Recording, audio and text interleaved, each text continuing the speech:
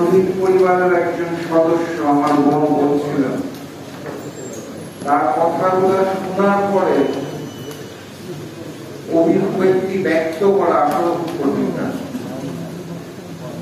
কারণ এটা সত্যি যে 1 বছর পেরিয়ে গেছে, আমরা আমাদের রাজনৈতিক প্রেক্ষাপটে যেটা দেখতে পাই সেটা হচ্ছে একটি গণতান্ত্রিক সরকার যারা ভোটের মাধ্যমে আসে, সংবিধান অনুযায়ী 5 বছর তার ক্ষমতায় থাকার কথা। 5 বছর যদি একটি দল ক্ষমতায় থাকে তার অর্থ হচ্ছে 5 বছরের 1 ভাগ, অর্থাৎ 1 বছর, 5 ভাগের 1 ভাগ সময় পেরিয়ে গেছে। সেই জায়গাটা থেকে প্রাপ্তি কোথায়? আমার ডান পাশে বসে আমার বোন সুন্দর করে বলছিলেন যে 1টা বছর পেরিয়ে গেল, যেই শহীদের অন্তর্বর্তী সরকার ক্ষমতায় এসেছে সেই শহীদের তালিকাই আমরা এখন পর্যন্ত করতে পারিনি। আমরা অন্তর্বর্তী সরকারকে সকলে সমর্থন দিয়েছিলাম। আমার মনে হয় না বাংলাদেশের গণতন্ত্রকামী কোন রাজনৈতিক দল আছে যারা বলবে যে আমরা সমর্থন দিই নাই। প্রফেসর মোহাম্মদ ইউনূস এবং অন্তর্বর্তী সরকারকে বাংলাদেশের প্রত্যেকটা গণতন্ত্রকামী রাজনৈতিক দল পূর্ণ সমর্থন দিয়েছিল এই আশায় যে বাংলাদেশে গণতন্ত্র ফিরে আসবে।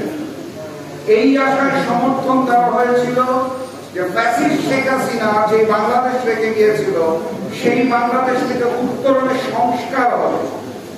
আমরা সকলে আশা করেছিলাম যে একটা বিচার দেখতে পারবো আমরা, যেই শহীদের বিনিময়ে নতুন বাংলাদেশ পেয়েছি সেই শহীদ পরিবার এবং আহত পরিবারদের পাশে আমরা সারা বাংলাদেশ একসাথে থাকবো। কিন্তু দুঃখজনক হলেও সত্য, 1 বছর পেরিয়ে যাওয়ার পরেও আমরা এখন শহীদের তালিকাই হাতে পাইনি। আহতদের তালিকা নিয়েও তো নানাবিধ প্রশ্ন চারপাশে আমরা দেখতে পাই।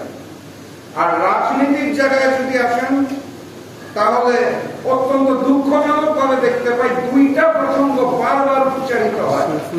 আমি জানি না আমার পাশে বসা জাতীয় নেতৃবৃন্দ একমত হবেন কিনা, জাতীয় নেতৃবৃন্দ আমার কথায় রাগ করবেন কিনা, কিন্তু আমি আমার জায়গা থেকে দেখতে পাই 2টা প্রসঙ্গ বারবার উচ্চারিত হচ্ছে।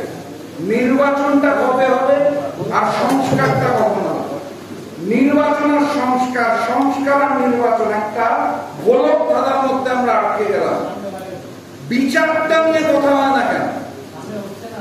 যতবার আমরা নির্বাচনের কথা বলি, যতবার আমরা সংস্কারের কথা বলি, তার 100 ভাগের 1 ভাগ আমরা বিচারের কথা বলতে চাই না। কেন চাই না?